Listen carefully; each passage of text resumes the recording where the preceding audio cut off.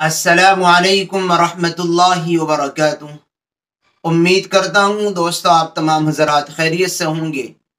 अल्लाह से दुआ है जहाँ भी आप हैं अल्लाह आपको खुशी और सलामती के साथ महफूज रखे। दोस्तों आज की इस वीडियो में हम आप हज़रात की खिदमत में हमारी एक भाई की जानिब से मालूम किए गए एक सवाल का जवाब देने वाले हैं। सवाल अगरचे किसी ने अपने लिए मालूम किया है, लेकिन चूंकि सबके फ़ायदे का है और बहुत सारे लोगों के सामने इस तरीक़े का मामला पेश आता है, इसलिए मैंने मुनासिब समझा कि आप तमाम हज़रात के लिए भी शेयर कर दिया जाए।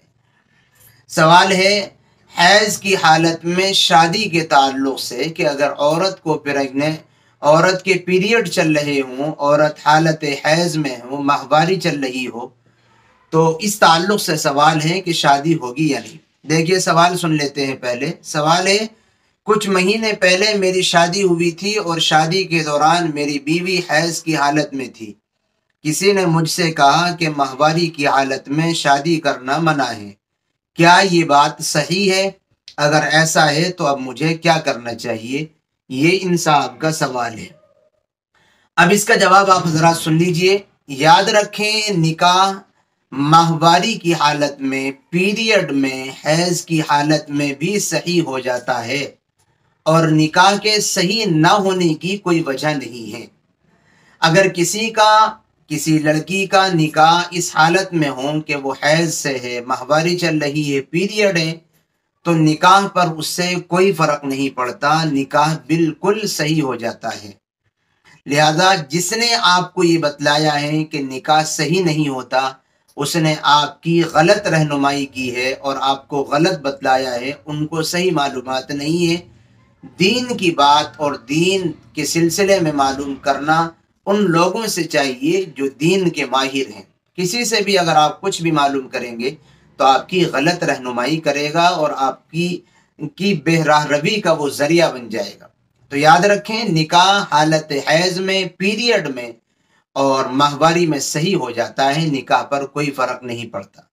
हाँ, एक अगली बात आपको समझ लेना चाहिए कि अगर आपका निकाह इस हालत में हुआ है कि आपकी बीवी के पीरियड चल रहे हैं, तो उस पीरियड टाइम में आप अपनी बीवी से घुटनों से लेकर के नाफ के बीच के दरमियान का जो हिस्सा है, इस दरमियानी हिस्से से इस्तिफादा नहीं कर सकते, लज्जत अंदोजी नहीं कर सकते। बाकी इसके अलावा घुटनों से लेकर नाफ के बीच के हिस्से के अलावा जो हिस्सा है, जो बॉडी है, आप उससे मुलाअबत कर सकते हैं, आप उससे मजाक कर सकते हैं, उसमें कोई हरज नहीं है। लेकिन हालत हैज़ में, पीरियड में ख़ास मकाम पर लुत्फ़ अंदोज़ी करने की बिल्कुल इजाज़त नहीं है। नाफ से लेकर के घुटनों तक का हिस्सा, इससे हालत हैज़ में भी आपको हालत हैज़ में दूर रहना ज़रूरी है।